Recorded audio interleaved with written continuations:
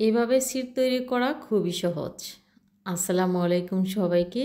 আজকে আপনাদেরকে আমি তৈরি করে দেখাবো সিট সহ চিকেন রোল। আর এই রোলটা তৈরি করা খুবই সহজ। রোল তৈরি করার জন্য প্রথমে আমি সিট তৈরি করে নেব।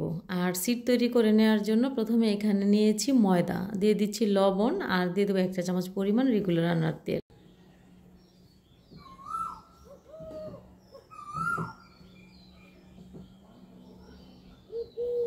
ময়দার সাথে তেলটা খুব ভালো করে মিশিয়ে নিয়েছি। আর মিশিয়ে নেওয়ার পর এখানে অল্প অল্প পানি দিয়ে ডো তৈরি করে নেব। খুব সফট একটা ডো তৈরি করে নেব। আর খুব সফট একটা ডো তৈরি করে নিয়েছি। তো এরই মাঝে ডোটাকে আমি র্যাপিং পেপারের সাহায্যে ঢেকে নেব আর রেস্টে রেখে দেব 10 মিনিটের জন্য। এখানে হাড় ছাড়া মুরগির মাংস নিয়েছি আর মাংসটা ব্লেন্ডারে জারে নিয়ে নিচ্ছি। আর নিচে এখানে চিংড়ি মাছ। চিংড়ি মাছের উপরের খোসাটা ফেলে দিয়েছি।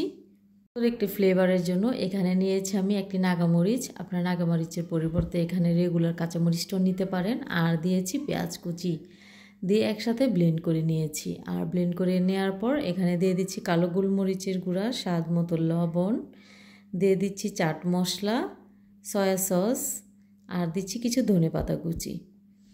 আর এখানে অ্যাড করব লেবুর রস। লেবুর রসটা দিয়ে দেওয়ার পর সবগুলো উপকরণ খুব ভালো করে মিশিয়ে নিতে হবে।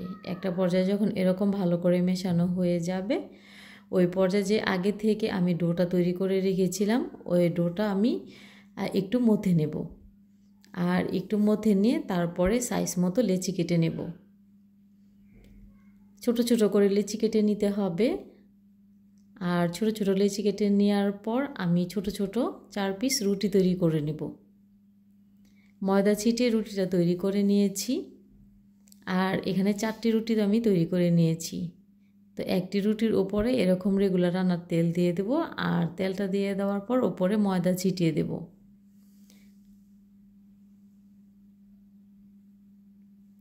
ময়দাটা ছিটিয়ে দেওয়ার পর পুরোটা রুটি খুব ভালো করে মাখিয়ে নিতে হবে। আর খুব ভালো করে মাখিয়ে নেওয়ার পর এটার উপরে একটি রুটি দিয়ে দেব। এভাবে করে তেল মাখিয়ে এবং ময়দা ছিটিয়ে সবগুলো রুটি আমি একত্রে করে নেব। আপনারা চাইলে 4টার পরিবর্তে 3টাও করতে পারেন, বা 5টাও করতে পারেন, 6টাও করতে পারেন। একসাথে আপনারা আপনাদের সুবিধা মতো করে নেবেন। এভাবে করে আমি সবগুলো রুটি একত্রে করে নিব। আর একত্রে করে নেওয়ার পর তারপর হাত দিয়ে একটু চেপে চেপে দিব।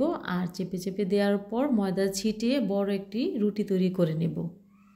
রুটিটা যতটা পারি আমি বড় করে তৈরি করে নেব। যতটা পারা হয় রুটিটা পাতলা করে তৈরি করলে ততই সিটটা ততই সুন্দর হবে। তো আমি যতটা পারছিলাম রুটিটা ততটাই বড় করার চেষ্টা করছিলাম। তো এরই মাঝে আপনারা দেখতে পাচ্ছেন যে রুটিটা কতটা বড় হয়েছে। আর রুটিটা কিন্তু খুব পাতলা হয়েছে। আপনারা দেখে বুঝতে পারছেন যে রুটিটা কতটা পাতলা করে তৈরি করে নিয়েছি। তো ফ্রাই প্যানে এখন রুটিটা ছেঁকে নেব। আর আপনাদের হাতের কাছে যদি বড় ফ্রাই প্যান না থাকে, সেই ক্ষেত্রে সিলভারের বড় পাতিলের তলানি দিয়েও এই সিটটা তৈরি করে নিতে পারেন। তো উল্টে পাল্টিয়ে রুটিটা ছেঁকে নিয়েছি। আর ছেঁকে নেওয়ার পর আমি সিটগুলো আলাদা করে দেখাচ্ছি যে মাশাআল্লাহ দেখতে ঠিক কতটা সিটগুলো তৈরি হয়েছে আর কতটা পাতলা হয়েছে। আশা করছি আপনারা এটা দেখে সিটগুলো খুব সহজেই তৈরি করে নিতে পারবেন। একটি বাটিতে নিয়ে নিচ্ছি কিছুটা পরিমাণে ময়দা আর অ্যাড করছি পানি, দিয়ে খুব ভালো করে মিশিয়ে নিচ্ছি। আর মিশিয়ে নেওয়ার পর এখন রোলগুলো তৈরি করে নেব। যে আগে থেকে চিকেনটা আমি ম্যারিনেট করে রেখেছিলাম, ওই চিকেনটা দিয়ে দিচ্ছি। আর দিয়ে দেওয়ার পর তারপর আমি রোলটা তৈরি করে নেব। আমি কিভাবে রোলটা তৈরি করছি আশা করছি আপনারা দেখে বুঝতে পাচ্ছেন। তো রেসিপি ভালো লাগলে শেয়ার করার অনুরোধ রইল। আর এভাবে রোল তৈরি করে ফ্রিজে সংরক্ষণ করে রেখে দিতে পারেন রমজান মাসের জন্য। রোলটা এখন আমি সাইজ মতো কেটে নেব। আপনারা চাইলে আরেকটু বড় সাইজ করেও কেটে নিতে পারেন। তো এভাবে করে কেটে নেওয়ার পর রোলগুলো এখন আমি ফ্রোজেন করে রেখে দিব। ফ্রোজেন করার পদ্ধতিটা খুবই সহজ, আশা করছি আপনারা দেখে বুঝতে পারবেন। তো এগুলো আমি ফ্রোজেন করে রেখে দিচ্ছি রমজান মাসের জন্য, আর আপনাদেরকে দেখে বোঝানোর জন্য কিছুটা ফ্রাই করে নিচ্ছি। গরম তেলে ভাজা করে নিয়েছি এই রোলগুলো।